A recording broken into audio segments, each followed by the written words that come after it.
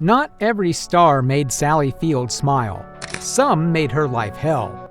And when she finally opened up, she didn't hold back. These are the actors Sally Field hated most. Number 1 might surprise you.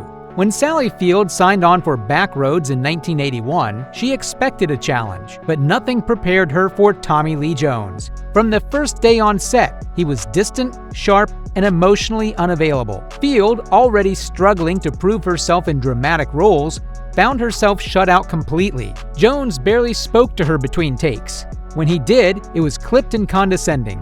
There was no chemistry, no collaboration, just cold silence and tension that filled every scene.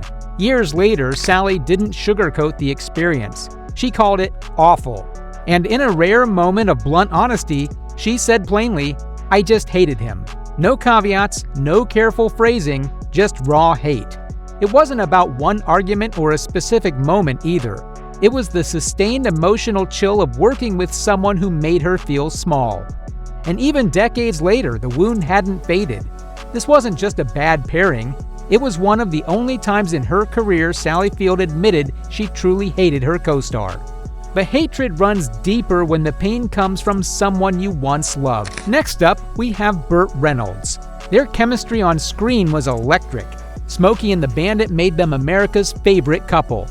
But behind closed doors, Sally Field's relationship with Burt Reynolds was anything but romantic. In her memoir, In Pieces, she stripped away the charm and exposed the damage. Reynolds was charming, yes, but also manipulative, controlling, and emotionally cruel. He belittled her, undermined her confidence, and made her feel small even at the height of her success. Sally stayed quiet for decades, but when she finally spoke, she didn't hold back. She said he was controlling and dismissive, someone who constantly tried to mold her into what he wanted and punished her when she resisted. When Reynolds passed away in 2018, the world expected a touching tribute. Instead, Sally offered something colder, distance. "He was not someone I could be around," she said. The last time they spoke was over 30 years earlier, and she never looked back. What once felt like love had become something darker, a shadow she spent decades outrunning. Not all wounds inflicted have cruelty as their base. Some are carved in silence, emotional absence.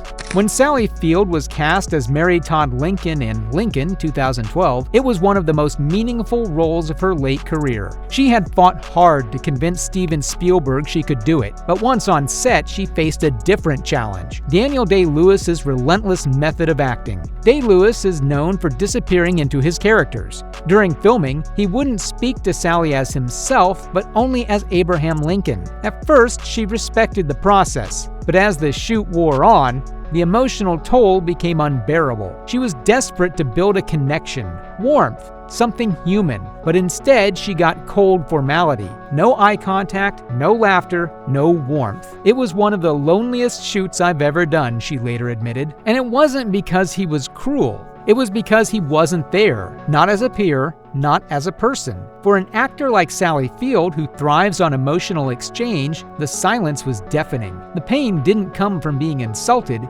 it came from being unseen. Isolation hurts more when it's handed down by someone with power. Sally Field didn't land the role of Mary Todd Lincoln by chance. Oh no, she fought for it. When Steven Spielberg began assembling his dream cast for Lincoln, she was desperate to be a part of it. She read, auditioned, and poured everything she had into convincing him.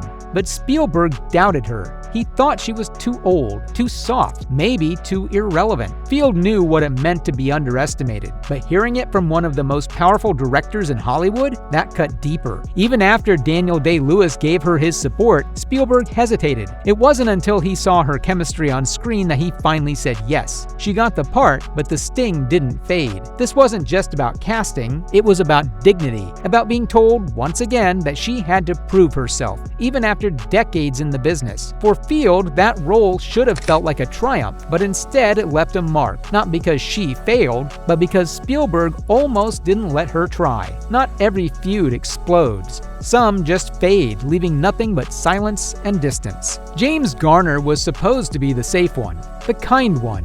When Sally Field starred opposite him in Murphy's Romance, 1985, it felt like a fresh start, mature, gentle, even fun. And for a while, it was. Their chemistry was natural and the audience loved them. But behind the scenes, things were less stable. Field admired Garner. She trusted him. But during filming, something shifted. He became cold and distant. Rumors swirled that he resented her growing creative control and the fact that the film had been shaped around her. He allegedly pulled back professionally and personally, shutting down the friendship as quickly as it had started. Field never launched a public attack, but in interviews years later, her tone toward Garner was cool, even slightly bitter. There was no warm recollection, no stories of joy, just silence where a friendship used to be. What stung wasn't a blowout or a fight, it was the slow erosion of respect. Garner didn't yell, but he walked away.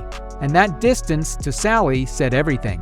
Then there was the silence of men who knew better. Sally Field remembered the names that hurt her, but sometimes it was the names she didn't say that revealed the deepest wounds. Studio heads, producers, directors, male co-stars who watched things happen and said nothing. When she opened up about abuse, control, and emotional trauma in her memoir, In Pieces, she didn't need to list them all. Their silence spoke for itself. These weren't the villains, they were the ones who stayed neutral, the ones who looked away while others took control of her body, her image, her career. They shook hands, smiled for photos, and stayed quiet while the power around her closed in. And that silence, she admitted, often hurt worse than words, because silence felt like agreement, like abandonment. Sally had spent decades fighting for space in rooms where she wasn't heard. And the quiet men, the ones who could have stood beside her but didn't, made her feel invisible all over again. She never screamed their names, she didn't need to. They knew who they were, and worse, so did she. But the name no one expected, the one that truly shocked, wounded laughter itself. Robin Williams was a